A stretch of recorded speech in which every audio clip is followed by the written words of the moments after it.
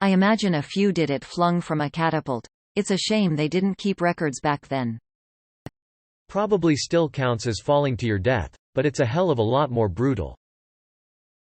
Your shower thoughts consider the human body's terminal velocity. Impressive. They do. I literally just fell while stepping out of the shower and slammed into the door frame. That shit hurt, and so I looked up. How often do people get hurt from falls in the bathroom, which led to how many people have died in the shower from accidental falls? Which then led to how hard do you have to fall to die, and now we're here. People used to think traveling at high speeds, like on trains, was unhealthy and could cause everything from suffocation, madness, or the uteruses of women to fly out. No way. Based on what? Just fear of the unknown? I read that this woman fell from over 33,000 feet in a plane crash and survived. I don't understand how. Edit. Woman holds record for greatest fall without a parachute.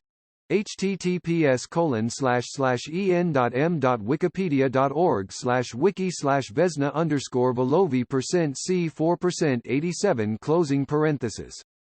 Insane. Greater than following the crash. Volovic spent days in a coma, having fractured her skull and then hemorrhaged. B. She also suffered 2 broken legs and 3 broken vertebrae, one of which was crushed completely. 3. Her pelvis was fractured and several ribs broken. 11. Her injuries resulted in her being temporarily paralyzed below the waist. Barely. Who else Googled the terminal velocity of a person to check this guy? Lol. If you have a trebuchet enemies and time, 100%.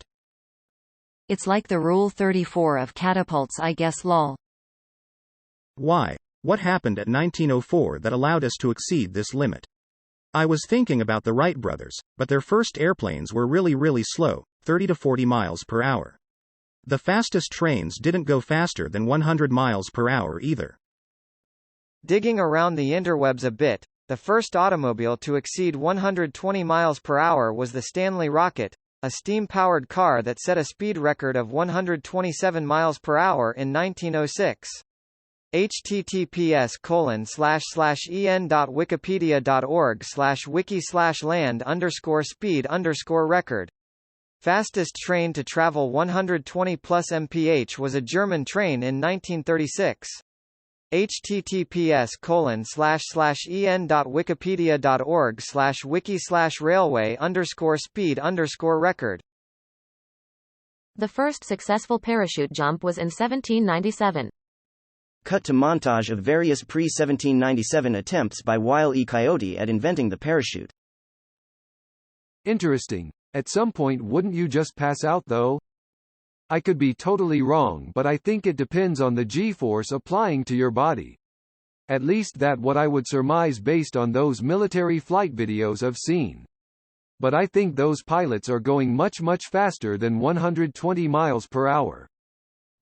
Additionally, I think you pass out due to lack of proper oxygen circulation to your brain, so maybe if you're falling that fast, it could happen. Shitter thought. What would the gravitational atmospheric conditions have to be in order for skydiving without a parachute to be routinely non-fatal? On the moon Titan around Saturn, the air is thick enough, and gravity low enough, that a human could fly by putting fabric wings on their arms. It would still be deadly cold and no oxygen, but you can wear a spacesuit. This is a pretty good shower thought. They could also technically be exploding upwards to their death at that speed as well, based on accidental dynamite blasting or if struck by an artillery shell in battle, etc. Damn, I didn't even think about that. Good grief. I think there was actually a folk belief that humans couldn't travel beyond a certain speed, e.g. 50 miles per hour, as the air moving fast would stop them breathing, etc. https://www.wired.com/2008/05/dayintech-0521/. Greater than cabbie Jacob German was arrested and jailed in New York City May 20, 1899, for driving his electric taxi at the breakneck speed of 12 miles per hour. Ice boats hit 100 miles per hour plus as early as 1885. Pretty sure that was added in 1.9 though. Before the 20th century, any human in outer space was very lost. All humans are in outer space, and always have been. This is not the first time this has been posted here. Downhill skiers can actually reach speeds of 150 miles per hour. Sport skiing was invented in the mid-1800s. Also early planes, invented in 1903, only went about 30 to 40 miles per hour. Flight speeds got to around 120 miles per hour in the 1910s. Except for Gus.